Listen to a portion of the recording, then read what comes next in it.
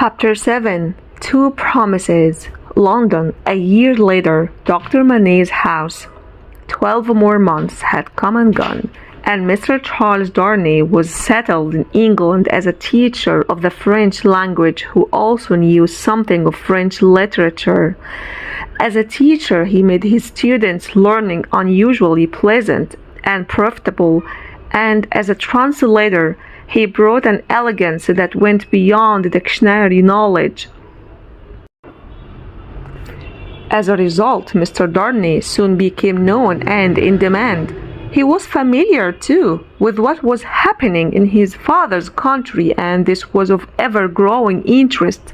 So with much hard work, he began to do well. He had loved Lucy Manet from the hour of his danger. He had never heard a sound so sweet and dear as the sound of her voice. He had never seen a face so tenderly beautiful as hers when they had looked at each other in that courtroom, when he was on the edge of the grave that had been dug for him.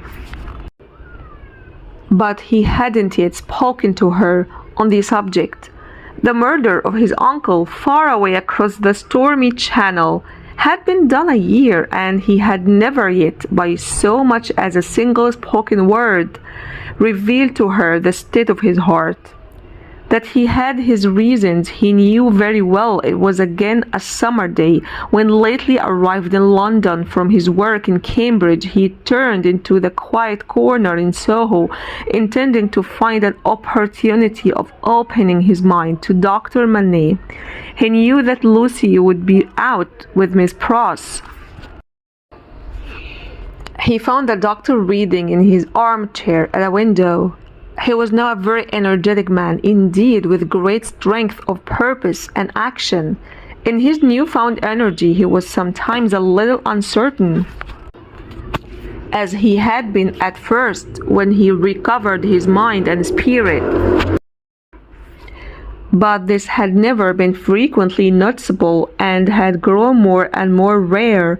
When Charles Darnay entered, he put his book to one side and held out his hand.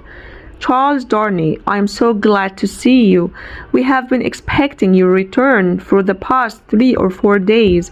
Mr. Stryver and Sydney Carton were both here yesterday, and both said you should have been here by now. I am grateful to them for their interest in the matter," he answered, a little coldly as to them, but very warmly as to the doctor, Miss Manet.